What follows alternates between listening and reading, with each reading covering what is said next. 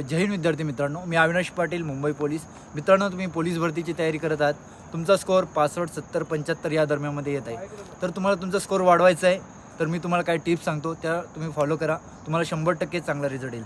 बघा मित्रांनो, तुम्हाला जर स्कोअर वाढवायचा असेल तर इथून मागून जेवढ्या पण पोलीस भरती झालेल्या आहेत तेवढ्या जास्तीत जास्त प्रश्नपत्रिका सोडवण्याचा प्रयत्न करा.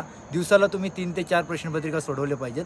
त्याच्यामध्ये बघा, तुमच्या ज्या विषयामध्ये मार्क्स जातो त्याच्यावर हेडलाईट करून ठेवा. जेणेकरून समजा गणितावर एखाद्या टॉपिकचा तुमचा प्रश्न चुकला आहे तर मग तो टॉपिक एकदमपणे क्लिअरपणे सोडवून घ्या. त्याच्यावरचे जास्तीत जास्त प्रश्न सोडवा.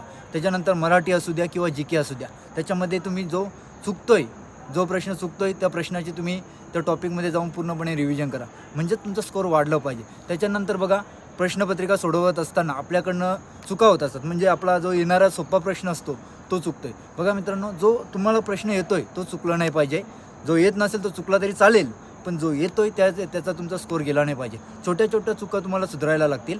त्याच्यानंतर आपले काही ऑप्शनमध्ये कन्फ्युजन असते. ए ऑप्शन किंवा डी ऑप्शन असे आपले 2 ऑप्शनमध्ये कन्फ्युजन असते. त्यासाठी तुम्हाला रिव्हिजन करणं खूप गरजेचं आहे.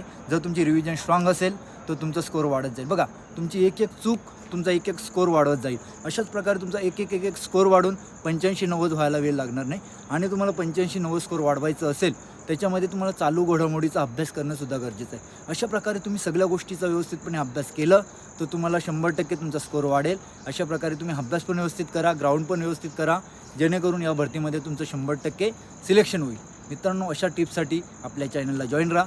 ही व्हिडिओ तुमच्या मित्रांना नक्की शेअर करा, त्यांनासुद्धा या व्हिडिओचा फायदा होईल. चला मित्रांनो, आपण पुढील व्हिडिओमध्ये भेटूया. जय हिंद.